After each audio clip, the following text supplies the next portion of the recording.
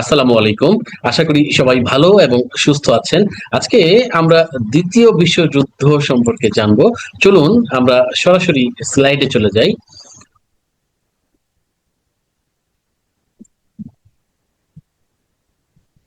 World war two, দ্বিতীয় বিশ্বযুদ্ধ, যেটি 1939 সালে শুরু হয়ে 1945 সাল পর্যন্ত চলেছিল। এই যুদ্ধ সারা পৃথিবীতে ছড়িয়ে পড়েছিল মূলত হিটলারের আগ্রাসী নীতি, ব্রিটেন ফ্রান্সের তোষণ নীতি, মুসোলিনি এবং জাপানের আগ্রাসী নীতির কারণে। চলুন কি কারণে এই যুদ্ধ হয়েছিল, কিভাবে হয়েছিল সেটা একটু দেখে আসি। এখানে দেখুন লেখা আছে ডিক্টেটরস রাইজ টু পাওয়ার। ডিক্টেটর মানে হলো স্বৈর তান্ত্রিক ক্ষমতাবান যারা, মানে স্বৈর শাসক যাদেরকে বলা হয় তাদেরকে ডিক্টেটর বলা হয়, যেমন হিটলার, মুসোলিনি, তাদেরকে ইতিহাসে ডিক্টেটর হিসেবে অভিহিত করা হয়। এখানে দেখুন বলা হচ্ছে যে ট্রিটি অফ ভার্সাইলস, মানে ভার্সাই সন্ধি আমরা যেটাকে বলি, এটা হলো ফ্রান্সের ভার্সাই নগরীতে প্রথম বিশ্বযুদ্ধের পরে মিত্র শক্তির সাথে জার্মানির যে সন্ধি হয়েছিল সেটিকে ভার্সাই ট্রিটি বলা হয়। এই ট্রিটিতে কি হয়েছিল এখানে বলছে যে create depression in Europe and resentment in Germany. তার মানে হলো ইউরোপে ডিপ্রেশন বেড়েছিল এবং রিসেন্টমেন্ট, অ্যাঙ্গার, রাগ, ক্রোধ, ক্ষুব্ধ হয়েছিল Germany. Countries were economically ruined and people feared communism in the east. Communism মানে হলো রাশিয়াতে যে সমাজতান্ত্রিক বিপ্লব হয়েছিল, তারপর তাদের যে পূর্ব মুখী নীতি, অর্থাৎ তাদের সমাজতন্ত্র সারা পৃথিবীতে ছড়িয়ে দেওয়ার যে একটা কৌশল, সেটা রাশিয়া চেষ্টা করেছিল। একই সাথে ইউরোপের দেশগুলো ইকোনমিক্যালি রাইন্ড হয়েছিল, মানে হলো তারা ইকোনমিক্যালি ধ্বংস হয়ে গিয়েছিল, এরকম একটা ব্যবস্থা। তো এরপরে আমরা যদি একটু পিছনে যাই, এখানে দেখুন যে লিডার দেখা যাচ্ছে। এখানে বলছে নিউ লিডার্স কারা। Leaders promised a bright future for the people and blamed others. Benito Mussolini, Italy fascist party. আপনারা জানেন যে ফ্যাসিস্ট শব্দটি বাংলাদেশে খুবই পরিচিত। এই ফ্যাসিস্ট শব্দটার জনক মূলত ইতালির মুসোলিনি। এই যে বেনিতো মুসোলিনি, তিনি প্রমিস করেছিলেন তার জনগণের কাছে এ ব্রাইট ফিউচার, একটা উজ্জ্বল ভবিষ্যতের জন্য, ফর দ্য পিপল, তাদের জনগণের জন্য, অ্যান্ড ব্লেমড আদার্স। আদার মানে অন্যদেরকে, অন্যরা কারা, মিত্র শক্তিতে যারা ছিল, যেমন ব্রিটেন, ফ্রান্স বা আমেরিকা, তাদেরকে দোষারোপ করেছিল। নিউ লিডার্স আর কে? Adolf Hitler. হিটলারকে বলা হয় দ্বিতীয় বিশ্বযুদ্ধে তিনি নায়ক ছিলেন, খলনায়ক ছিলেন অথবা মহানায়ক ছিলেন। হিটলার বিলিভড, তিনি বিশ্বাস করতেন যে in a master race of জার্মানস and used secret police and the military to control and manipulate the people. Hitler গোপন পুলিশ বাহিনী রেখেছিলেন যার নাম ছিল গেস্টাপো। তিনি তার মিলিটারিদেরকে কন্ট্রোল করতেন এবং ম্যানিপুলেট দ্য পিপল, তার পিপলকে তিনি ম্যানিপুলেট করতে পারতেন, অর্থাৎ তার মতো করে তিনি বুঝিয়ে ইনস্টিগেট করতে পারতেন, মোটিভেট করতে পারতেন। এই যে ছবি দেখছেন যে তিনি যখন ভাষণ দিতেন, অত্যন্ত চমৎকার ভাষণ দিতেন, তার জনগণ তাকে খুবই পছন্দ করত। আর প্রথম বিশ্বযুদ্ধের পরে তো একই সাথে জার্মানির পরাজয়ের পর তারা এমনিতেই অর্থনৈতিকভাবে দুর্বল হয়ে গিয়েছিল। তাদের উপর মিত্র শক্তি বিভিন্ন নিষেধাজ্ঞা জারি করেছিল, যে কারণে ফিনান্সিয়ালিও তারা দুর্বল হয়ে পড়ে, সামরিকীকরণ ভাবেও তারা দুর্বল হয়ে পড়ে, তাদের উপনিবেশগুলো চলে যায় অন্য দেশের কাছে, যে কারণে তাদের মন খারাপ হয়েছিল এবং সেখান থেকেই মূলত হিটলারের উদ্ভব ঘটেছিল। এখানে বলছে নিউ লিডার্স কে আফটার গেইনিং সাপোর্ট, কে সাপোর্ট পেয়েছে? হিটলার এবং মুসোলিনি সাপোর্ট পেয়েছে তার দেশের মানুষের। দিস লিডার্স বিকেম অ্যাগ্রেসিভ, তারা অ্যাগ্রেসিভ হয়ে গেলেন। অ্যাগ্রেসিভ মানে হলো আক্রমণাত্মক বা আগ্রাসী হয়ে গেলেন। এরপরে আমরা একটা ম্যাপ দেখতে পাচ্ছি জার্মানির 1919 থেকে 38 সালের মধ্যে জার্মানির ম্যাপ। পৃথিবীতে আপনারা জানেন যে ইউরোপে অনেকগুলো দেশ আছে এবং সবগুলো দেশই কনজাস্টেড, খুবই কাছাকাছি, এবং তাদের মধ্যে সীমানা সেভাবে নাই। সেনজেন চুক্তি এর মাধ্যমে তারা মূলত একে অপরের সাথে নিবিড়ভাবে যুক্ত এবং তাদের জনগোষ্ঠীও প্রচুর। এখানে দেখুন দ্বিতীয় বিশ্বযুদ্ধে আমেরিকার পজিশনটা কি ছিল সেটা যদি আমরা বলি, এখানে গুড নাইবার পলিসি বলছে। গুড নাইবার মানে ভালো বা সৎ প্রতিবেশী নীতি। Continued in the face a new developments, তারা আমেরিকা তাদের নতুন অর্থনৈতিক উন্নয়নের জন্য তারা কাজ করছিলেন। Many Americans promoted isolation nationalism, অর্থাৎ আইসোলেশনকে তারা পছন্দ করত। মার্কিন যুক্তরাষ্ট্র 1823 সালে সে দেশের পঞ্চম প্রেসিডেন্ট জেমস মনরো একটা ট্রিটি, একটা ডক্ট্রিন চালু করেছিলেন এবং তিনি বলেছিলেন যে from now on America only for the Americans, America শুধুমাত্র আমেরিকানদের জন্য হবে। এবং তখন তারা অর্থনৈতিকভাবে নিজেদেরকে উন্নয়ন করার জন্য তারা পৃথিবী থেকে বিচ্ছিন্ন হয়ে গিয়েছিলেন বলা যেতে পারে। এবং দ্বিতীয় বিশ্বযুদ্ধের পর তারা তাদের এই জায়গা থেকে সরে আসেন, সরে এসে তারা মূলত মার্শাল প্ল্যানের মাধ্যমে সারা পৃথিবীতে সমাজতন্ত্রের বিপক্ষে এবং গণতন্ত্রের পক্ষে তারা তাদের শক্তি এবং অর্থনীতি বা টাকা পয়সা বিভিন্ন দেশে ছড়িয়ে দেওয়ার চেষ্টা করে। এখানে দেখুন লিখছে Congress pass the neutrality act to keep the United states out of armed conflicts. Congress pass করেছিল। কংগ্রেস মানে কি? আমাদের যেমন জাতীয় সংসদ আছে, তাদেরও একটা জাতীয় সংসদ আছে যার নাম কংগ্রেস। সেই কংগ্রেস পাস করেছিল একটা নিউট্রালিটি অ্যাক্ট, নিরপেক্ষতার নীতি, যেখানে United states out of arm conflicts, মানে আর্ম কনফ্লিক্টস মানে হলো যে সামরিকীকরণের বাইরেই তারা থাকবেন। এখানে আপনি একজন ছবি দেখতে পাচ্ছেন একজন প্রেসিডেন্টের, তার নাম হলো ফ্রাঙ্কলিন ডিলানো রুজভেল্ট, FDR। ইতিহাসে তিনি খুব বিখ্যাত। তিনি মার্কিন যুক্তরাষ্ট্রে 12 বছর ক্ষমতাসীন ছিলেন। দ্বিতীয় বিশ্বযুদ্ধকালীন সময়ে তিনি মার্কিন যুক্তরাষ্ট্রের প্রেসিডেন্ট ছিলেন। এখানে বলছে রুজভেল্ট চ্যালেঞ্জেস আইসোলেশনিজম, এই যে আইসোলেশন মানে বিচ্ছিন্নতাবাদের কারণে রুজভেল্টের অনেক চ্যালেঞ্জও ছিল। যেমন Japan continued actions in China and the US supported China with arms and funds to rebuild.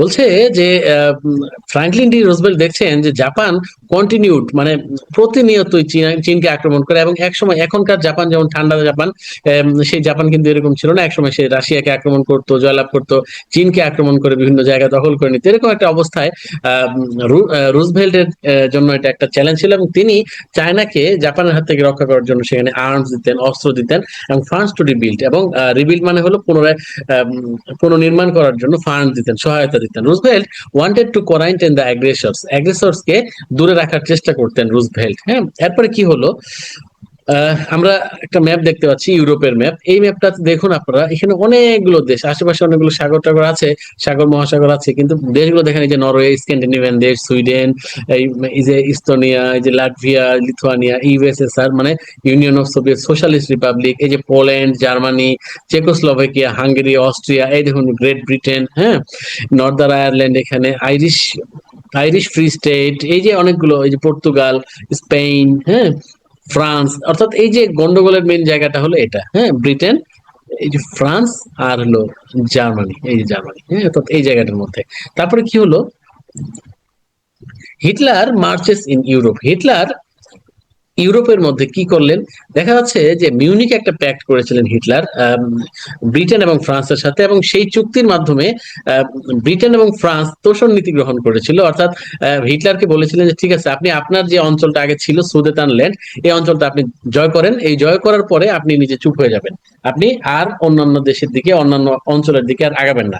এবং ব্রিটেন এবং ফ্রান্স মনে করেছিল হয়তো হিটলার এই কাজটা করে চুপ হয়ে যাবে, এবং নেভাল চেম্বারলিন অর্থাৎ জার্মানির যে পররাষ্ট্রমন্ত্রী, তিনি proclaim that we had preserve piece in our time, আমাদের সময় আমরা শান্তিপূর্ণ থাকবো। কিন্তু চেম্বারলিন হলো British prime minister, sorry, Chamberlin proclaim বলছে যে we had preserve piece in our time, আমাদের সময় আমরা শান্তিতেই থাকবো, এবং আমরা প্রথম বিশ্বযুদ্ধের মতো আর বড় ধরনের কোনো যুদ্ধে জড়াতে চাই না। যে কারণে মিউনিক প্যাক্টের মাধ্যমে হিটলারকে অ্যালাউ করেছিলেন একটা অঞ্চল, তাদের অঞ্চল সুদেটানল্যান্ডটাকে তাদেরকে দিয়ে দেওয়ার জন্য। হ্যাঁ, তারপরে রিয়াকশনটা কি হলো, এই যে মিউনিক অ্যাক্ট হলো, মিউনিক প্যাক্ট হলো, এরপরে কি হলো, রিয়াকশন বলছে এপিজমেন্ট। এপিজমেন্ট মানে হলো তোষণ নীতি। কি তোষণ? একটু আগে যেটা বললাম যে হিটলারকে বলা হচ্ছে যে আপনি জয় করে নেন আপনার অঞ্চল যেগুলো আপনি ছেড়ে দিয়েছিলেন, সেগুলো নিয়ে আপনি চুপ থাকেন।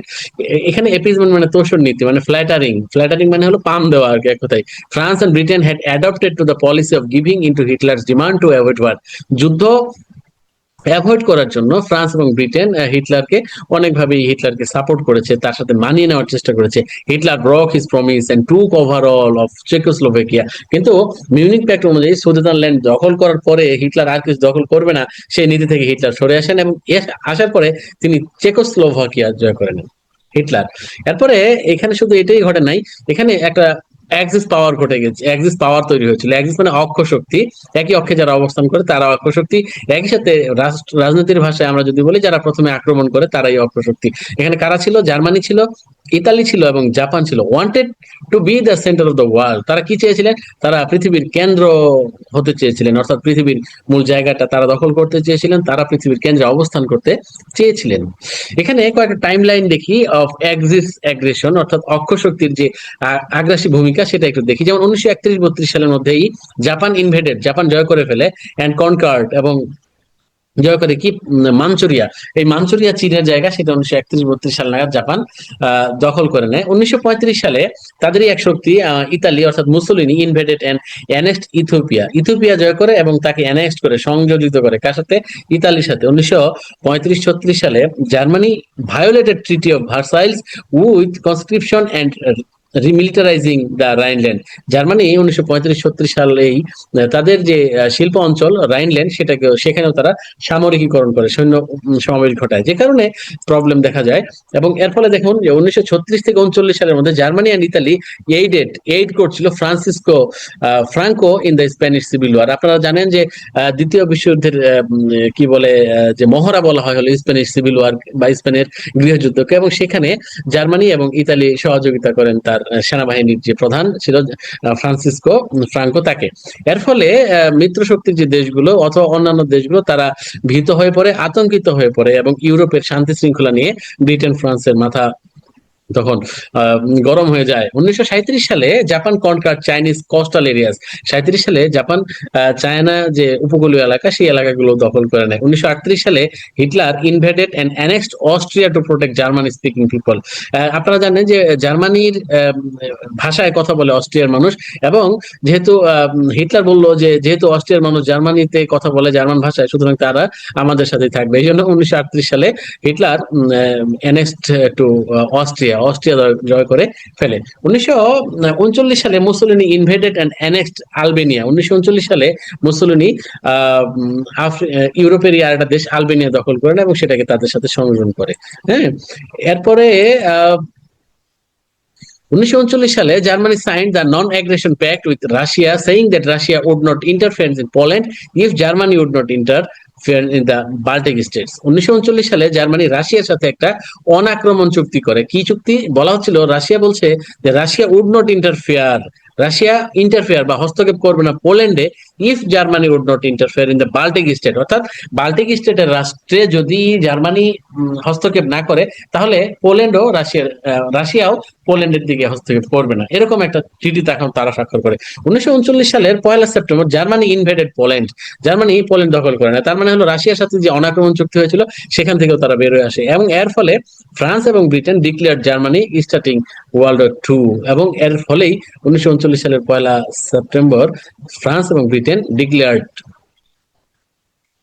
কি স্টার্টিং ওয়ার্ল্ড ওয়ার টু, মানে যুদ্ধ ঘোষণা করে কার বিরুদ্ধে? জার্মানির বিরুদ্ধে, এবং যুদ্ধ শুরু হয়ে যায়।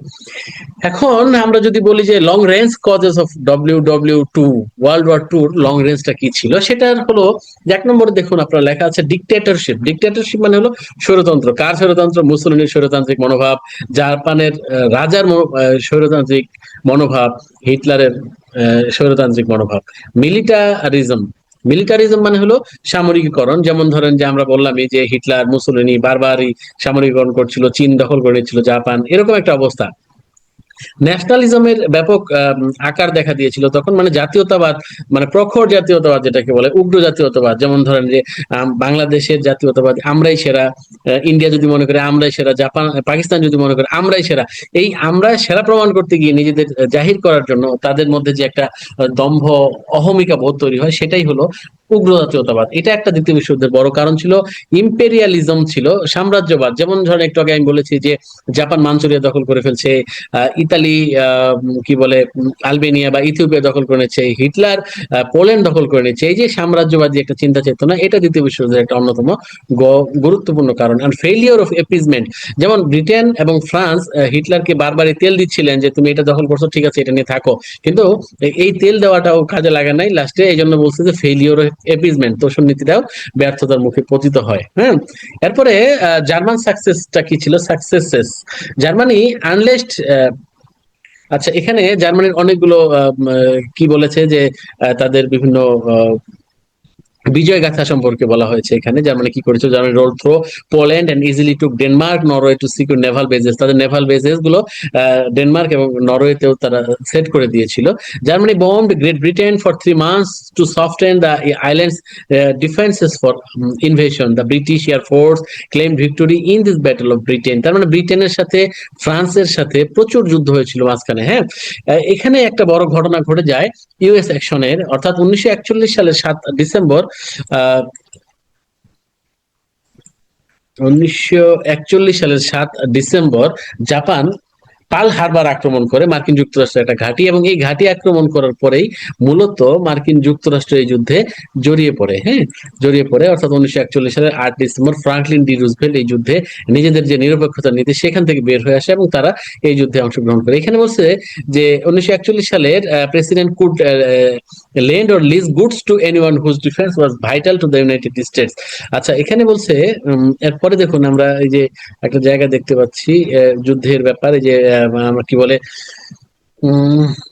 পার্ল হারবার আক্রমণ করে যে ধ্বংসাত্মক পরিস্থিতি সৃষ্টি হয়েছিল সেটা। এই যে এখানে দেখুন সুন্দর করে পার্ল হারবার সম্পর্কে বলা হয়েছে যে Japanese wanted to buy some time to strengthen their position, our fleet in Hawaii was threat to their dominance of the Pacific islands. Japan মনে করতো যে প্যাসিফিক সাগর বা প্রশান্ত মহাসাগরের হাওয়াই দ্বীপে পার্ল হারবার থাকাটা জাপানের সার্বভৌমত্বের জন্য হুমকি স্বরূপ, সুতরাং তারা এটা কিনতে চেয়েছিল প্রথমে।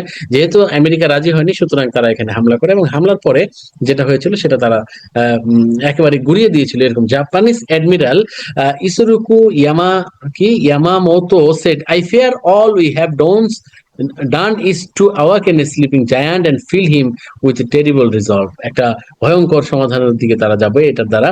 এবং জাপানিজ রিয়াকশন কি ছিল? We won a great tactical victory at Pearl Harbor and thereby lost the war.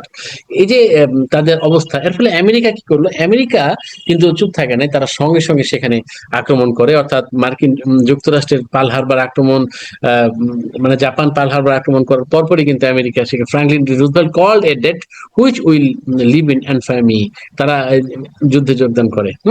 এখানে ওয়ার যে হলো, ওয়ারের অনেকগুলো ঘটনা এখানে আছে, সিভিল লাইব্রেন্স আছে, অনেকগুলো কজ এখানে আছে, কিন্তু ফলাফলের দিকে যদি আমরা যাই, যুদ্ধে তাহলে আমরা কি দেখতেছি যে যুদ্ধে সব দেশে জড়িয়ে পড়লো কিন্তু, মানে ফ্রাঙ্কলিন ডি রুজভেল্ট বলেন, আমেরিকা, রাশিয়ার জোসেফ স্ট্যালিন, তারাও কিন্তু এই যুদ্ধে যোগদান করে ফেলেছিল। যেহেতু হিটলার এখানে অনাক্রমণ চুক্তি করেছিল রাশিয়ার সাথে, কিন্তু সেই চুক্তি তারা যেহেতু মানে নাই, সুতরাং এই যুদ্ধে করেছিল। War comes to an end, facts about the atomic bombs, atomic bombs দ্বারাই কিন্তু এই যুদ্ধ শেষ করে। এখানে দেখুন লেখছে, the Manhattan Project was the government program headed by J. Robert Oppenheimer, পারমাণবিক বোমার জনক, that developed the weapons. The two bombs were known as the Little Boy, যেটা হিরোশিমায় ফেলানো হয়েছিল, এবং Fat Man, যেটা নাগাসাকিতে ফেলানো হয়েছিল। এখানে রেজাল্টস অফ দ্য ওয়ার যদি আমরা দেখি, মানে ফলাফল যদি আমরা দেখি, কি বলছে? Economic cost, war cost billions of dollars আর রাইট ইকোনমিক্স, অর্থনীতি ধ্বংস হয়ে গিয়েছিল, ওয়ার কস্ট বিলিয়ন্স। এবং এই সময় একটা ঘটনা ঘটেছিল যে মার্কিন যুক্তরাষ্ট্রের সময় অর্থনৈতিক মহামন্দা চলছিল। এই মহামন্দার সময় যখন যুদ্ধ শুরু হয়ে গেল, তখন মার্কিন যুক্তরাষ্ট্রের প্রেসিডেন্ট তাদের যে কোম্পানিগুলো রয়েছে সেই কোম্পানিগুলোকে বলেছিলেন যে তোমরা তোমাদের যে ইন্ডাস্ট্রি আছে সেই সমস্ত ইন্ডাস্ট্রিকে ওয়ার ইন্ডাস্ট্রিতে পরিণত করো। এবং এর ফলে যেটা ঘটলো যে তারা তাদের অস্ত্রগুলো দুই পক্ষকে, অক্ষশক্তিকে এবং মিত্রশক্তির কাছে বিক্রি করার ফলে তারা তাদের অর্থনীতি খুব দারুণভাবে ঘুরে দাঁড়ায়। সোশ্যাল কস্ট, সামাজিক কি ক্ষতি হলো? 22 মিলিয়ন ডেড, 22 মিলিয়ন মানুষ মারা গিয়েছিল এই যুদ্ধে, এবং 34 মিলিয়ন ওন্ডেড, 34 মিলিয়ন মানুষ এখানে আহত হয়েছিল। Millions of refugees left their home countries, স্বদেশ ছেড়ে মিলিয়ন মিলিয়ন মানুষ দেশ ছেড়ে পালিয়ে যায়। Genocide, Hitler's racial policies including the extermination of over 6 million Jews in concentration camps throughout Europe. বলা হয় যে 6 মিলিয়ন বা 60 লক্ষ ইহুদিকে হত্যা করেছিলেন হিটলার, যেটাকে ইতিহাসে হলোকাস্ট বলা হয়। এরপরে কি হয়েছিল? যে হলোকাস্টের কথা বলছিলাম, যে হিটলার ইহুদিদেরকে মারাত্মকভাবে তাদের উপর অত্যাচার চালিয়েছিলেন, এবং এখনো আমরা অনেকেই বলি যে হিটলার কেন তার এত ইহুদি মেরেছিলেন সেটা বাঁচিয়ে রাখার জন্য তিনি কিছু ইহুদিকে রেখেছিলেন, এবং তিনি বলেছিলেন যে আমি এই ইহুদিগুলোকে রেখে গেলাম যেন তোমরা পরবর্তীতে না পস্তাও এবং বলতে না পারো যে কেন হিটলার কাজটা ঠিক করেছিল। হ্যাঁ, এখানে বলছে Adolf Hitler and the Nazi party sent millions of European Jews to concentration camps all over the nation. The Holocaust আমরা বললাম, হলোকাস্ট নিয়ে আর না বলি। এখানে রেজাল্টস অফ দ্য ওয়ার নিয়ে আমরা বলছিলাম। এখানে দেখুন যেটা হলো যে colonialism in Africa and Asia declined as France and Britain lost power. হ্যাঁ, রাজনৈতিক কারণ যদি আমরা রাজনৈতিক ফলাফল যদি দেখি, কলোনিয়ালিজম মানে উপনিবেশবাদ ইন আফ্রিকা এবং এশিয়া, এশিয়া এবং আফ্রিকার উপনিবেশবাদের পতন ঘটে এক কথায়। কারা? ব্রিটেন এবং ফ্রান্স। বিশেষ করে ফ্রান্সের কিন্তু আফ্রিকায় অনেক উপনিবেশ ছিল এবং ব্রিটেনের এশিয়া ছিল, এবং আমরা ভারতীয় উপমহাদেশেও কিন্তু 1945-এর পরে 1947 সালে স্বাধীন হয়ে যায়। অর্থাৎ ব্রিটেন তার লস্ট পাওয়ার পাওয়ার হারিয়ে ফেলে। Soviet union একুয়ার্ড satellite states in eastern Europe. Eastern Europe মানে পূর্ব ইউরোপে সোভিয়েত ইউনিয়ন অনেকগুলো রাষ্ট্রকে স্যাটেলাইট স্টেট মানে তার অধিভুক্ত বা তার অধীনস্থ রাষ্ট্র হিসেবে প্রতিষ্ঠা করতে সক্ষম হয়েছিল। United Nations was founded to keep world peace. United Nations পৃথিবীতে শান্তি প্রতিষ্ঠার পথ খুঁজছিল। Germany was divided into two part, একটা হলো কমিউনিস্ট ইস্ট আর হলো ডেমোক্রেটিক ওয়েস্ট। অর্থাৎ জার্মানি যে দুই ভাগে ভাগ হয়েছিল, তার পূর্বটা ছিল পূর্ব জার্মানি, যার নেতৃত্বে ছিল হলো সমাজতান্ত্রিক রাশিয়া, এবং পশ্চিমেরটা ছিল ডেমোক্রেটিক ওয়েস্ট, যেটা নেতৃত্বে ছিল হলো আহ মার্কিন যুক্তরাষ্ট্র। এবং 1961 সালে দুই জার্মানি পরবর্তীতে একত্রিত হয়। হুম। আচ্ছা, এরপরে এখানে আমরা যেটা দেখতে পাচ্ছি, এটা একটা ম্যাপ। এই ম্যাপের দিকে মানে অর্থাৎ যে জার্মানির যে দুই ভাগ হয়েছিল পূর্ব এবং পশ্চিম জার্মানি, সেটা দেখাচ্ছে এখানে। রেজাল্টস অফ দ্য ওয়ারে পলিটিক্যাল কস্টে আমরা বললাম যে দ্য ইউনাইটেড স্টেটস অর্থাৎ মার্কিন যুক্তরাষ্ট্র and the Soviet Union emerged as superpower. এই দুটি দেশ অর্থাৎ মার্কিন যুক্তরাষ্ট্র এবং সোভিয়েত ইউনিয়ন সরি, তারা সুপার পাওয়ার হিসেবে প্রতিষ্ঠিত হয়। দ্য অ্যাটমিক এজ বিগেন অর্থাৎ পারমাণবিক যুগের সূচনা হয় এর ফলে। হুম। এরপরে আর কি বলা যেতে পারে? নিউরেমবার্গ ট্রায়ালস বা নুরেমবার্গ ট্রায়ালস হয়েছিল। জার্মানির অনেক নাজি পার্টির অনেককে prosecuted for their involvement in the war and crimes against humanity. মানবতার বিরুদ্ধে অপরাধী হওয়ার কারণে জার্মানির নাৎসি পার্টির অনেককে নুরেমবার্গ ট্রায়ালের মাধ্যমে বিচার করা হয়েছিল, ফাঁসি দেওয়া হয়েছিল অনেককেই। হুম। এই হলো মোটামুটি আমরা দ্বিতীয় বিশ্বযুদ্ধের একটা পার্ট দেখলাম। আশা করি অনেক নতুন জিনিস তথ্য আপনারা পেয়েছেন। এরকম আপনাদের ভালো লাগলে এরকম আরো কিছু ভিডিও আমরা করব। তো আজকের মতো এখানেই। সবাই ভালো থাকুন, সুস্থ থাকুন, সকলের মঙ্গল কামনায়। আল্লাহ হাফেজ।